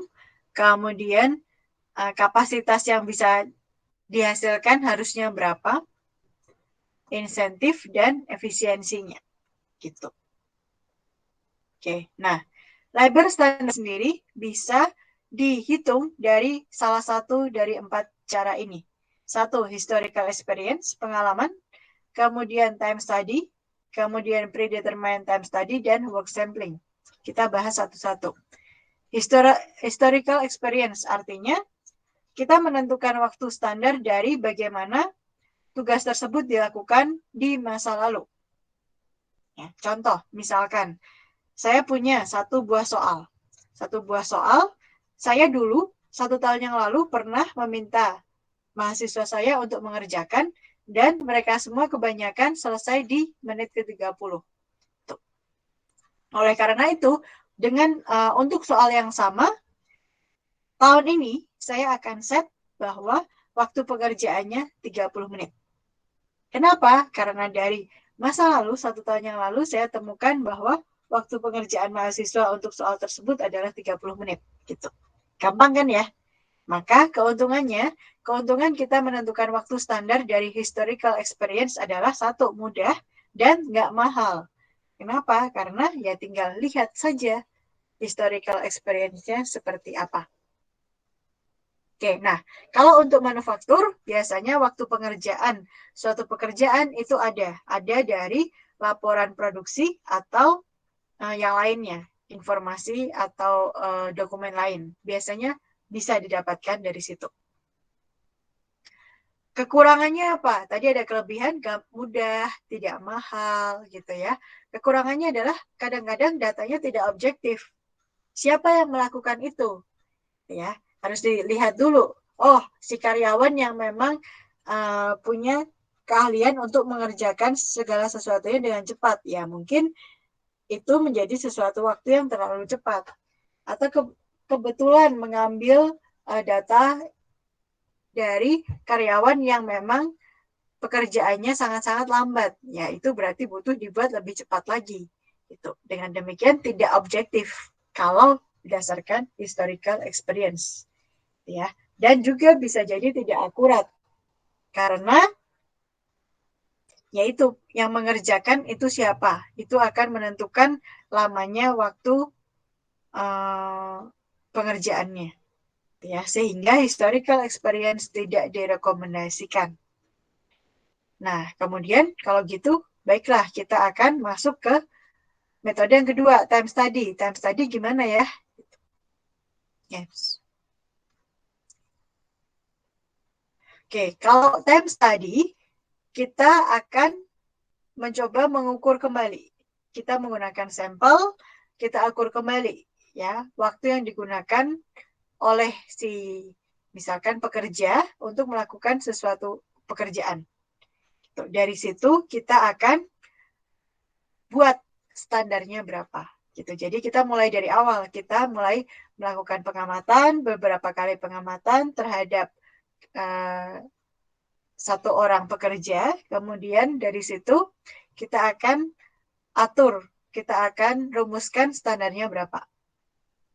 Nah, kelebihannya apa? Kelebihannya adalah yang menjadi kekurangan si historical experience tadi, yaitu yang pertama kelebihannya akurat, ya, akurat dan objektif. Tapi kekurangannya adalah butuh orang yang memang sudah berpengalaman dan ahli dalam melakukan pengukuran. Karena pengukurannya itu biasanya tidak dalam satuan jam, tidak dapat dalam satuan menit, tapi satuannya detik. Ya, jadi harus punya orang yang memang bisa melakukan pengukuran tersebut. Dan kekurangan lain dari time study adalah tidak bisa ditentukan sebelum pekerjaan itu dilaksanakan. Gitu. Kalau pekerjaannya belum pernah dilaksanakan, maka kita belum bisa untuk merumuskan berapa waktu standarnya. Nah, kekurangan kedua dari time study ini yang akan diperbaiki di yang berikutnya, itu yang dinamakan predetermined time standard. Oke ya, hitungannya nanti ya. Kita bahas teorinya dulu. Nah, ini. Tadi kan ada 4.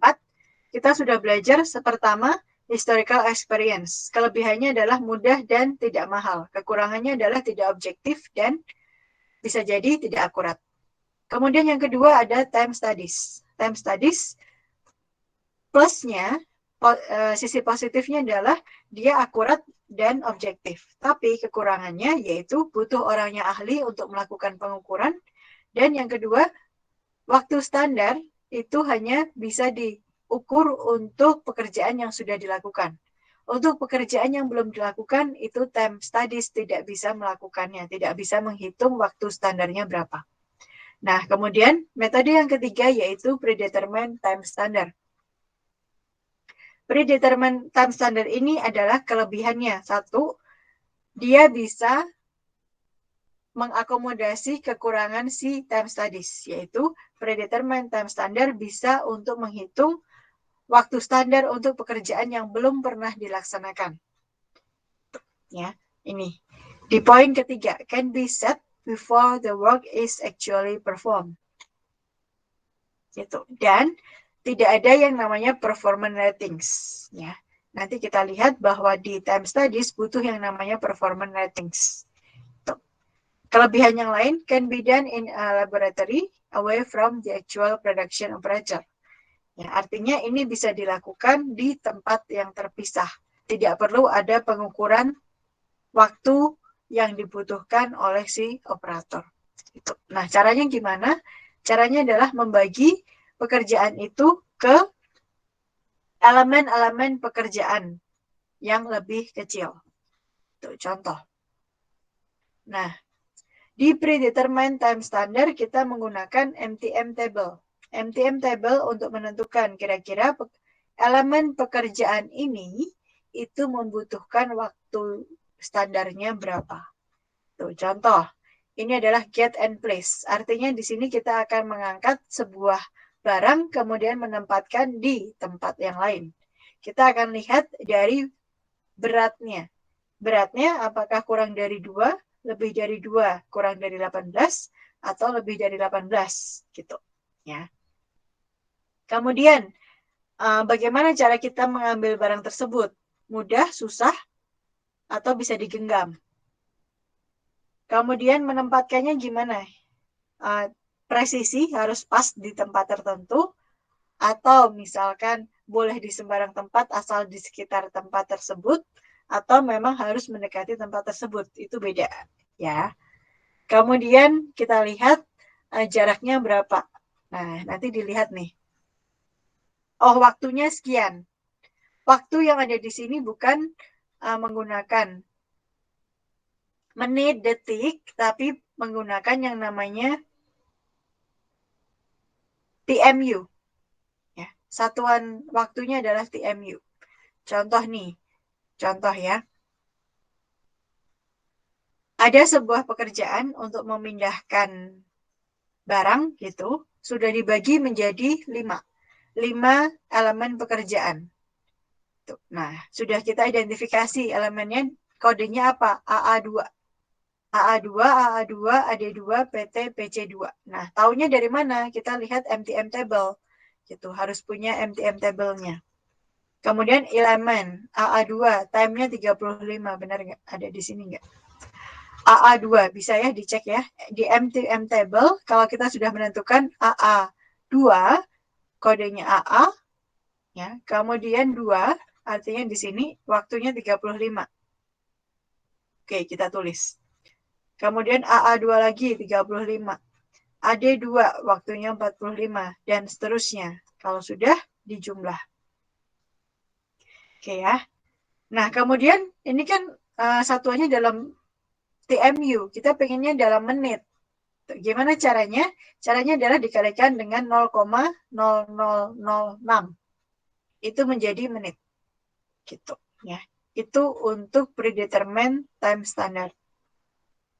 Bisa dilakukan terpisah dari tempat produksinya. Karena kita tidak melakukan pengamatan terhadap operator, tetapi kita menggunakan patokan buku MTM table gitu. Oke, nah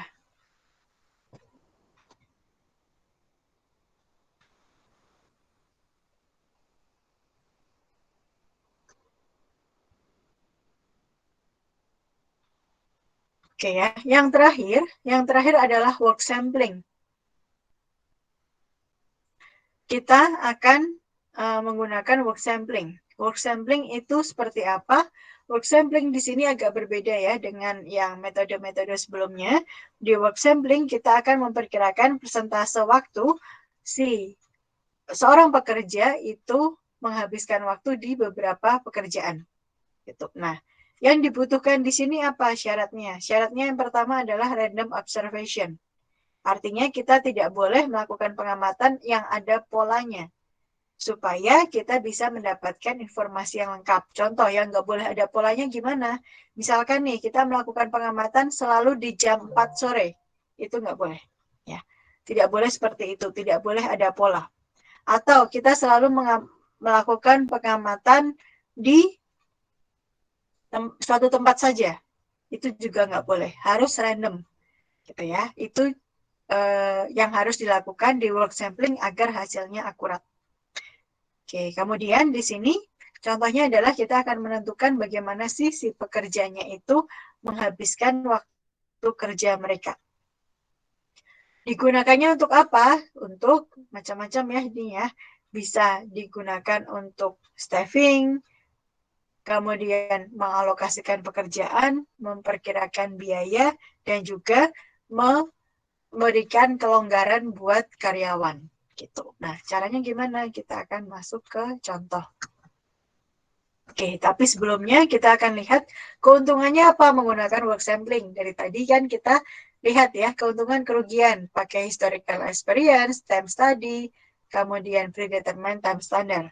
Nah, untuk work sampling, kelebihannya, satu, lebih murah daripada time study. Tentunya, karena time study itu melibatkan, satu, harus diukur oleh orang yang ahli. Kemudian harus datang langsung ke tempat produksinya, pastinya mahal. Kalau ini enggak, gitu ya.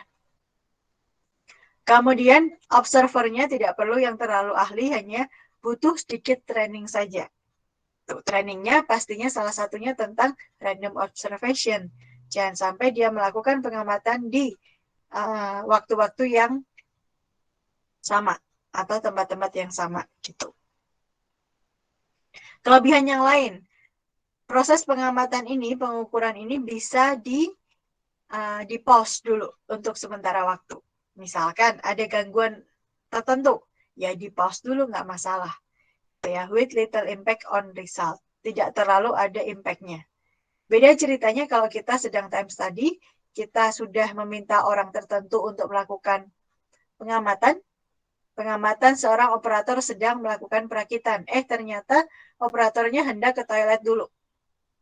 Diinterupsi kan pengamatannya, maka hasilnya kemungkinan besar itu kurang akurat. Harus diulang lagi dari awal. Beda kalau yang work sampling. Bisa diinterupsi tetapi tidak terlalu banyak menimbulkan efek samping. Gitu ya.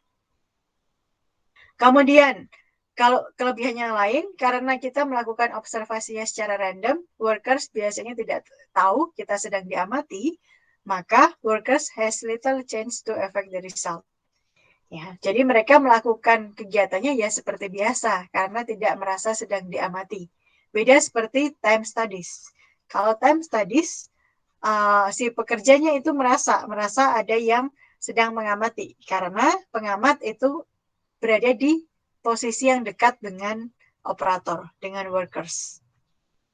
supaya bisa mengamati dengan baik. Tujuannya sebetulnya seperti itu. Tapi bisa jadi si workers-nya merasa diamati, lalu dia bekerjanya menjadi sangat-sangat cepat. Ya, jadi tidak normal di situ. Nah, kalau work sampling itu tidak terlalu ada pengaruh dari perilaku si workers.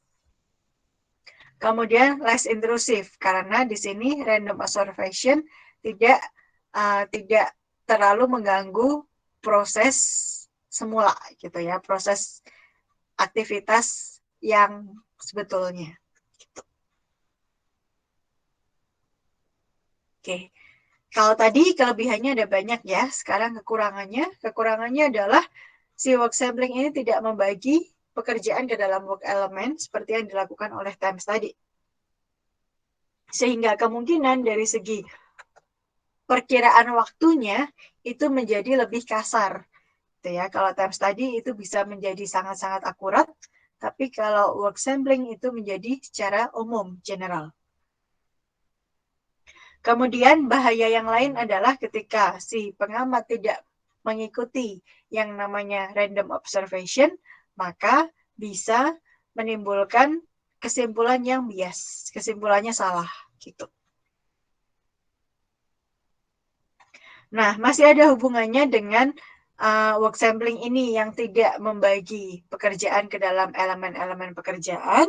Ketika pekerjaan yang diamatinya itu terlalu pendek, waktu untuk mengerjakannya terlalu pendek, dan itu tidak dibagi ke dalam elemen pekerjaan, maka hasilnya menjadi kurang akurat di situ.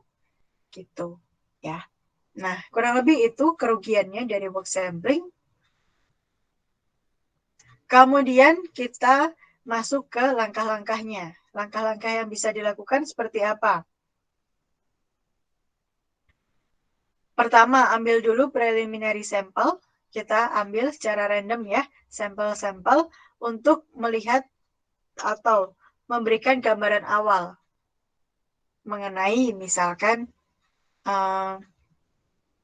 kegiatan apa yang biasanya dilakukan oleh orang yang akan kita amati. Gitu. Kemudian kalau sudah, kita akan hitung berapa sampel size-nya, ukuran sampel, maksudnya berapa kali kita akan melakukan pengamatan. Kemudian kita buat jadwalnya untuk random observation. Intinya adalah ya tidak boleh ada pattern-nya, tidak boleh ada polanya. Kemudian kita amati, kita catat aktivitas dari pekerja tersebut. Kemudian kita akan tentukan. Gitu. Nah, kalau susah kita akan pakai contoh ini. Oke, kalau cara menghitung sampel size seperti ini ya, kurang lebih sama seperti yang ada di statistik. Kemudian kita akan melihat contoh. Contoh, pemilik usaha ingin agar karyawannya itu hanya menganggur kurang lebihnya 25% dari waktu kerja dia secara keseluruhan. Ya, nah. Oke, kemudian sampelnya akurat itu dalam 3%, artinya confidence levelnya itu 97%. Nah, kemudian setnya itu 95,45%. Nah, di sini setelah dihitung-hitung ya, ini masuk pakai cara statistik, didapatkan sampelnya adalah 833 kali pengamatan. Gitu. Oke. Nah, dari sini kita akan melakukan pengamatan. Ternyata dari 833 pengamatan, 485 kali pengamatan itu si pekerjanya sedang bertelepon atau meeting. 126 kalinya si pekerja itu sedang idle. 62 kalinya si pekerja sedang melakukan personal time. 23 kalinya si pekerja sedang melakukan diskusi dengan supervisor. 137 kali sedang melakukan filling meeting ataupun komputer data entry. Nah, dengan demikian, tadi kan dibilang idle. Idle itu entah dia betul-betul idle, diam, atau sedang melakukan personal time, sedang tidak bekerja ya. Misalkan personal time itu seperti apa, ke toilet, kemudian sedang mungkin minum, gitu. Oleh karena itu, persentase idle time-nya diambilnya dari dua, idle dan melakukan personal time. Kemudian dibagi total. Dibagi total 833, hasilnya adalah 22,6%. Di sini angkanya kurang dari 25% targetnya. Jadi mungkin si beban kerjanya pekerja yang kita amati ini uh, harus diperbaiki gitu ya, dirumuskan ulang.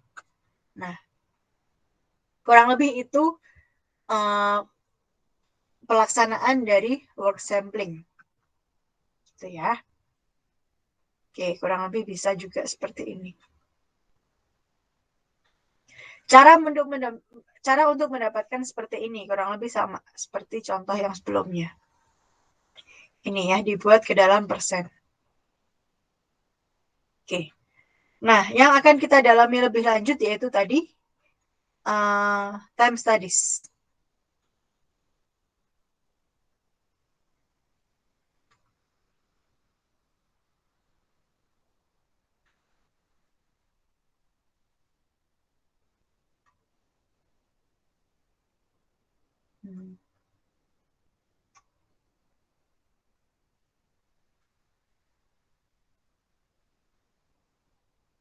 Oke. Time studies ini adalah langkah-langkahnya. Pertama adalah tentukan pekerjaan apa yang akan kita hitung waktu standarnya. Kemudian bagilah pekerjaan tersebut ke dalam elemen pekerjaan. Kemudian tentukan berapa banyak sampel yang akan kita ambil. Kemudian hitung dan catat waktu yang dibutuhkan untuk melakukan tiap-tiap elemen pekerjaan yang sudah kita tentukan. Dan juga jangan lupa tentukan rating of performance. Nah, untuk rating of performance kita akan lihat setelah ini ya. Lalu setelah dapat, nomor 5 adalah hitung rata-rata waktu pengamatan. Setelah itu tentukan performance ratings. Ini ada rumusnya semua, gitu ya. Jadi nggak perlu bingung, ada rumusnya. Kalau tadi nomor 5 tentukan rata-rata waktu pengamatan, nomor 6 adalah tentukan normal time. Normal time adalah rata-rata waktu pengamatan dikalikan dengan performance rating. Kemudian nomor 7,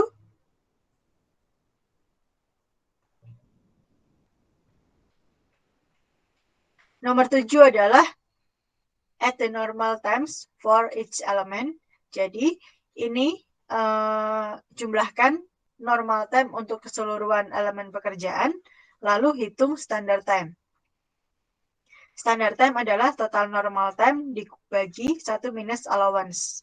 Nah, nanti allowance-nya kita diberitahu juga.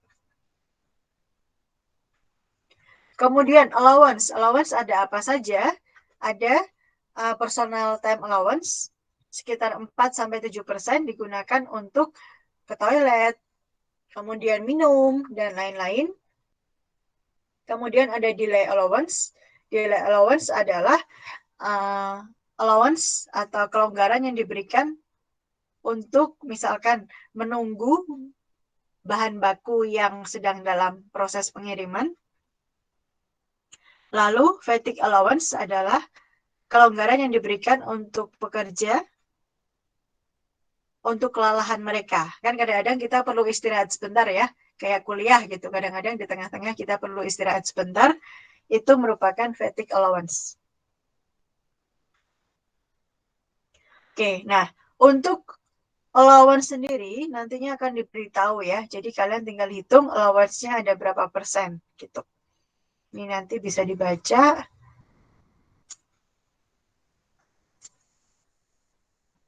Oke, nah kita akan latihan nih. Time study example. Diketahui bahwa rata-rata waktu pengamatan adalah 4 menit. Worker ratingnya adalah 85%, allowance-nya 13%. Kita masih main hitungan ya. Nanti setelah itu saya akan jelaskan artinya 85, artinya 13 apa. Oke, kita sudah tahu average of time. Artinya tinggal kita hitung normal time-nya berapa. Normal time adalah average dikalikan rating. 4 kali 0,85. Dapatlah normal time 3,4 menit.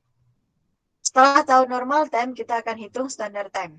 Standard time adalah 3,4, itu normal time, dibagi 1 minus allowance. Allowance-nya sudah dalam persen, berarti tinggal kita masukkan 0,13.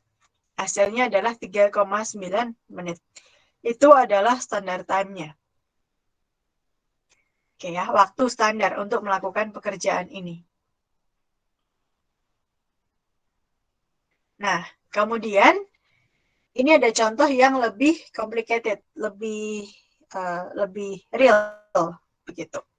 Oke, ada sebuah pekerjaan yang dibagi menjadi 3 elemen pekerjaan: compose, type, and staff. Masing-masing elemen pekerjaan itu diamati sebanyak 5 kali. Artinya sampel size-nya itu 5. Ya. Untuk waktu pengamatannya berapa lama, itu sudah ada ya di sini. Compose and type letter. Pengamatan pertama, 8 menit. Pengamatan kedua, 10 menit. Pengamatan ketiga, 9 menit. Pengamatan keempat, 21 menit. Pengamatan kelima, 11 menit. Begitu pula untuk type, begitu pula untuk staff. Itu. Nah, langkah pertama, jangan lupa ya, langkah pertama ini harap didengarkan.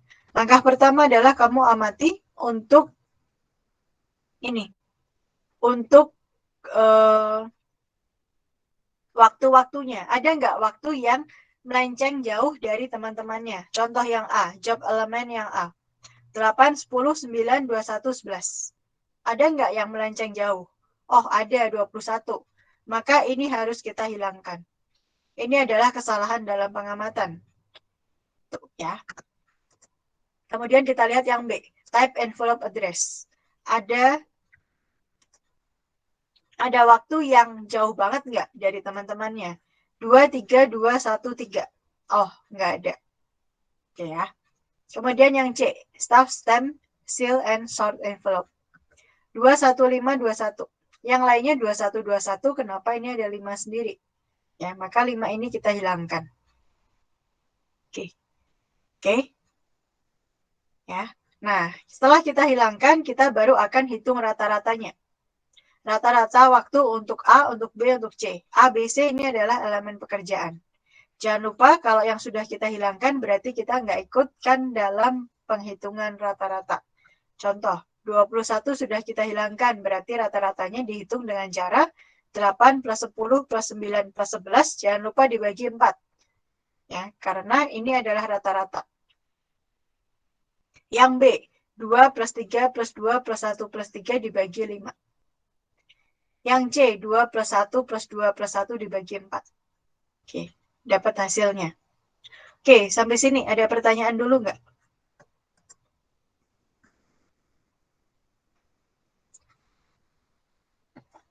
Kalau ada yang masih belum jelas, harap ditanyakan di step tersebut ya, supaya nggak berlarut-larut.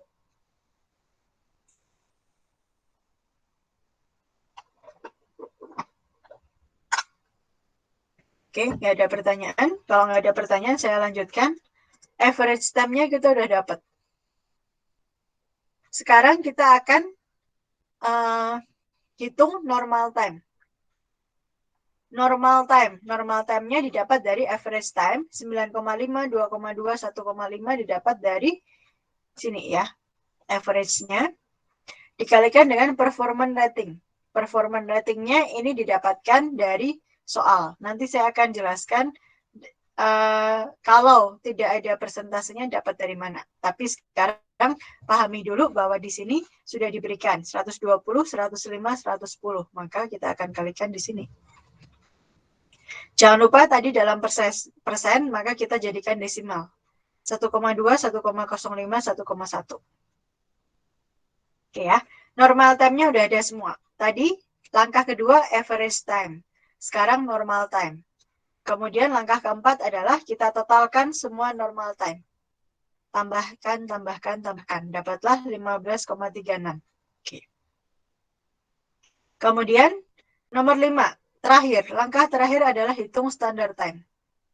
Standar time adalah total normal time tadi di langkah 4, 15,36 dibagi 1 minus 0,15. 0,15 itu adalah allowance factor. Allowance factor diketahui di awal. Itu ya. Nah, nanti di akhir saya akan jelaskan gimana cara menghitung allowance dan juga rating. Oke, didapatkan ini. Total normal time dibagi 1 minus allowance factor. Hasilnya adalah 18,7. Ini adalah standar time. Artinya adalah ini waktu standar yang digunakan untuk mengerjakan pekerjaan tadi. Oke, sampai sini ada pertanyaan?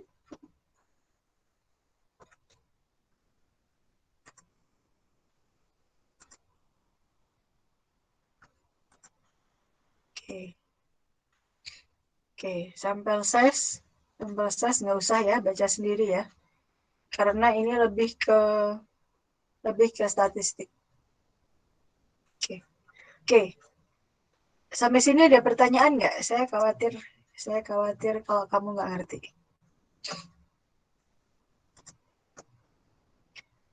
Ada pertanyaan? Sampai sini?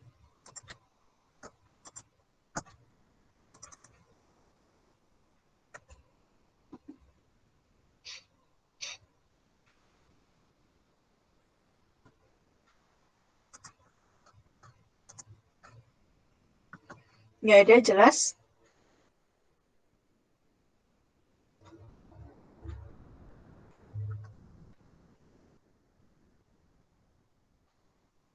Oke, kalau jelas saya akan jelaskan. Untuk performance rating dapat dari mana gitu ya. Tadi kan dibilang performance rating itu sudah dalam persen. Oke, dengan demikian prinsipnya ada 3 untuk performance rating. 1, kalau dibilang bahwa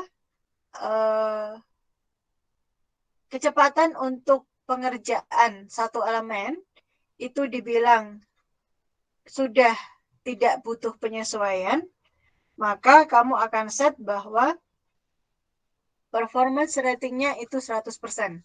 Atau nantinya akan dikali 1. Oke ya. Kemudian kalau dibilang bahwa tindakan ini lebih cepat daripada rata-rata, maka butuh dibuat lebih lambat. Ya. Oke. Saya akan share Excel ya untuk menjelaskan ke kalian.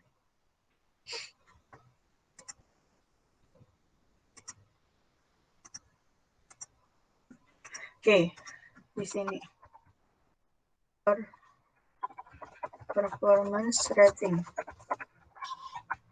Prinsipnya seperti ini. Kalau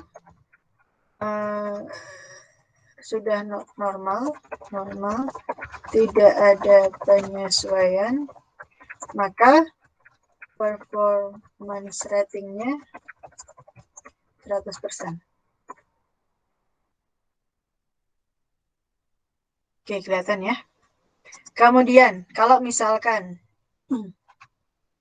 waktu untuk melakukan elemen pekerjaan ini dianggap terlalu cepat 10%. Artinya adalah performance ratingnya 100% terlalu cepat. Berarti dibuat lebih lambat kan? Kalau lebih lambat berarti plus berapa? 10%. 10 sama dengan 110. Ini adalah pengalinya. Kalau sebaliknya, waktu untuk dianggap terlalu lambat. Misalkan 15%. Kalau terlalu lambat berarti minus.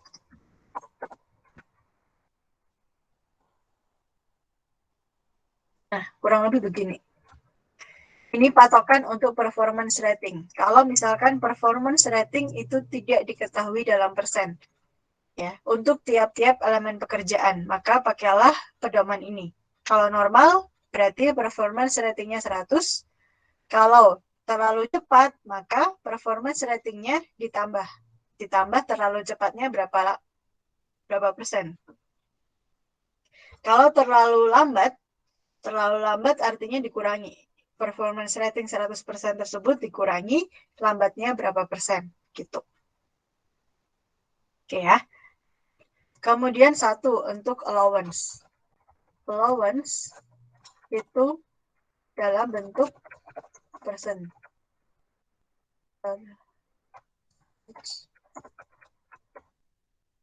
Allowance dalam bentuk percentage. Jadi kalau kamu diketahui berapa menit, artinya jumlahkan total allowance-nya tersebut, total allowance, misalkan dalam satuan waktu, dibagi dengan total waktu yang tersedia. Dengan demikian jadinya persen. Nah, ini yang digunakan untuk menghitung allowance. Begitu. Oke, Alia. Oke, sampai sini ada pertanyaan? Untuk contoh soal sebetulnya sudah ada ya di IDE, jadi silahkan kamu baca. Kalau nanti ada yang nggak tahu, silahkan bisa tanya saya gitu. Tanyanya harus jelas ya, bagian mana yang kamu nggak ngerti. Oke.